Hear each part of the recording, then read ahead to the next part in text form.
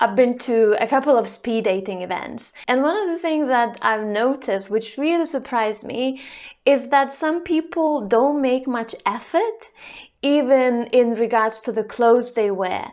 Some of the attendees of the event, they would just wear something that you would wear maybe if you were popping into the shop to grab some milk. And I think that goes back into this question, does speed dating work? Is it even worth it? I think it does work if you make a bit of effort. What is that perfect speed dating event outfit? It has to be something that makes you feel good, that makes you feel maybe a bit more elevated, sexy, playful, fun. You don't have to go overboard with anything, but maybe just knowing that you're wearing sexy lingerie under something that you're wearing under your blouse sometimes makes a big difference. Putting that lipstick on that makes you feel good and makes you feel more playful and more sexy, I think makes a massive difference. In this video, I want to touch on the best conversations that you can have, the importance of setting the right intention, and one of the biggest joy killers if you're going to a speed dating event. What are the conversations that you can be having while you are at a speed dating event? You can go out of your way trying to make yourself as the most memorable, standing out person, thinking how you should put yourself out there as the highest value woman and all these things.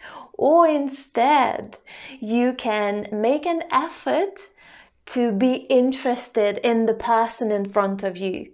Because guess what? By doing that, you'll be the most interesting person that they will probably talk to. And don't do that in any interview kind of thing, what do you do, and things like that. But find ways to connect, find ways to actually see the human being in front of you. Remember that you both will feel a bit uncomfortable, a bit awkward. You'll be talking to these complete strangers. So I would go and ask things like, what do you geek out about? What is it something that brings you joy these days? My niece brings me joy. Remember that even if the person sitting in front of you seems so far away from the person maybe who could be your future husband, every person has a story to tell. And if you focus more, okay, how can I connect to this person? How I can learn something from this person, instead of looking at the clock and thinking, oh, this is such a drag, and why do they even come here, and this is not working, and it's not worthwhile. Which gets me to the next point, set the right expectations. What do you want from this speed dating experience? You may say, well, I want to meet my future husband. I think it's great, but take a little step back. I'm not saying that you're not realistic, but just take a little step back. It could be that you simply want to get your dating mojo back. You haven't been on any dates for a really long time after that breakup that you had a long time ago. You are excited because you will be able to speak with more than 5 guys in one night, and you know that you're not going to be catfished. They're going to be in front of you, so you're not going to be wasting your time on online dating, getting disappointed.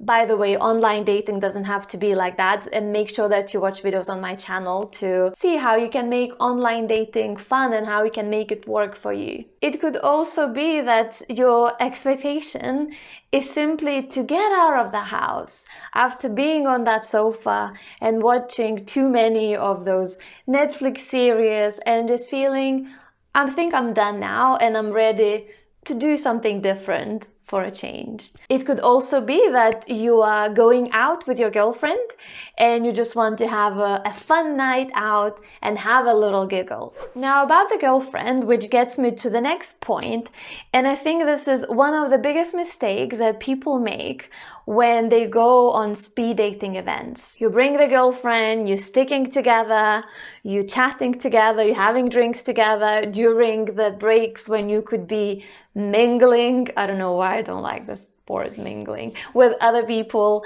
Maybe because I'm really not a fan of networking events, they make me feel like, oh, I just want to die. Anyway, you bring the girlfriend, you are sticking together, you're spending all the time together, having drinks together, and then on top of that, she is the biggest love cynic. She is feeding you with ideas. Oh, all these people, they're losers, lonely people, you are never going to meet anyone here. She's making fun of people.